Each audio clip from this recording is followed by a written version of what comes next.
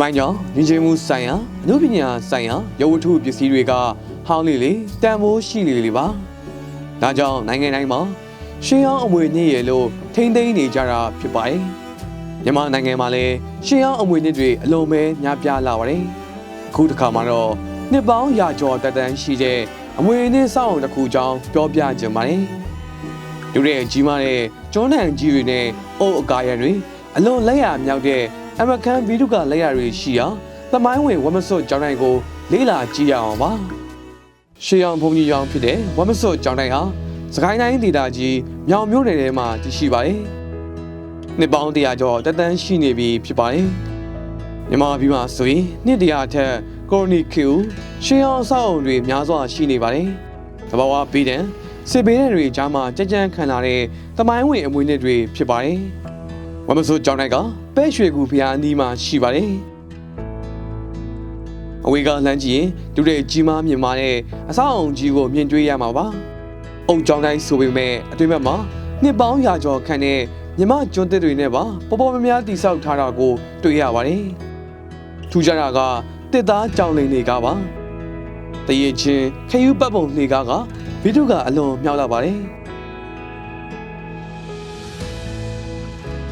ကျောင်းတိုင်းရဲ့ဖျားကံမှာတပ်ပယ်ကြီးညိုစရာကောင်းတဲ့ဗုဒ္ဓရုပ်ပွားတော်မြတ်တဆူရှိပါတယ်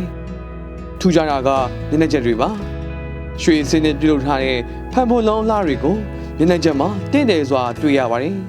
။နောက်ပြီးဖျားကျောင်းဆောင်ခန့်မှာရွှေရောင်တိုင်လုံးတွေနဲ့ကြောက်ခတ်ပန်းဆွဲတွေကိုလည်းထူးထူးခြားခြားလက်ရမြောက်စွာမြင်တွေ့ရပါတယ်။ကျောင်းတော်ကြီးရဲ့အပေါ်ဆုံးထပ်မှာဆိုရင်လည်းကိုင်းရထားတဲ့အုတ်တိုင်းတွေက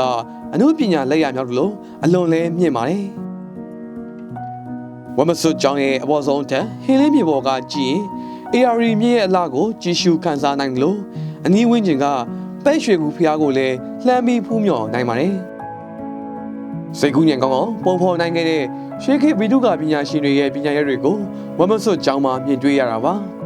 ။ထူးခြားလာတဲ့ဗီဒုကလက်ရတွေရှိတဲ့သမိုင်းဝင်ဝမစွတ်ကျောင်းကိုဦးထင်မော်ဒေါ်အိုရိုးကဆောက်လုပ်လှူဒါန်းခဲ့တာဖြစ်ပါတယ်။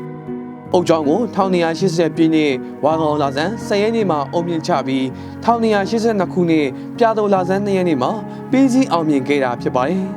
။အုတ်ကျောင်းရဲ့မျက်နှာစာမှာအင်္ဂလိပ်ခုနှစ်1920ဆိုတဲ့မှတ်တမ်းကိုရေးထိုးထားတာဖြစ်ပါတယ်။အဲဒီချိန်ကမြန်မာနိုင်ငံဟာကိုလိုနီခေတ်ကြာရောက်နေတဲ့ကာလပါ။ဒေလာတွေ့ရှိချက်တွေအရအုတ်ဖို့ပေါင်း40လုံသားပေါင်း100နဲ့တိစောက်ခဲ့ကြတာဖြစ်ပြီးအင်္ဂလိပ်ဗီဒုကပညာရှင်တွေလည်းပါဝင်တယ်လို့သိရပါတယ်။အုတ်အင်္ဂလိပ်တစ်သားတို့နဲ့အခိုင်အမာတိစောက်ခဲ့ရဖြစ်ပြီးလက်ရတွေကမြန်မာမှုလက်ရာတွေဖြစ်ပါတယ်။ရွှေစင်းနဲ့ပြုလုပ်ထားတဲ့ဖန်ပို့လုံးတွေကိုအင်္ဂလန်ကမှာယူတင်သွင်းခဲ့တယ်လို့မှတ်တမ်းတွေကသိရပါတယ်။ကျောင်းတိုင်းကြီးရဲ့ပျက်စီးယိုယွင်းမှုတွေကိုအလူရှင်ရဲ့တာသမီမြည်မြစ်တွေကဆက်လက်လှူဒါန်းခဲ့ကြပါတယ်။နောက်ပိုင်းရှေးအောင်သူတွေသနာနဲ့အမျိုးသားပြတိုက်ဦးစီးဌာနကသမိုင်းဝင်အဝင်တွေတစ်ခုဖြစ်ပြုပြင်ထိန်းသိမ်းခဲ့ပါတယ်။သမိုင်းဝင်ဝမစွတ်ကျောင်းတိုင်းအနီးမှာရှိတဲ့ပဲရွှေကူဖျားကလည်းအလွန်ပဲတပ်ပယ်ကြီးညိုစရာကောင်းပါတယ်။အလောင်းစီတူမင်းကြီးတီထားကိုးခဲ့တဲ့ဖျားလို့ဆိုကြပါတယ်။ဝမစွတ်ကျောင်းတိုင်းကိုလေးလာသိရှိသူတွေနည်းနေပေမဲ့လည်းမြမပြည်တွေကအဖိုးတန်နဲ့အမွေလေးတစ်ခုဖြစ်တင်ပြလိုက်ရပါတယ်။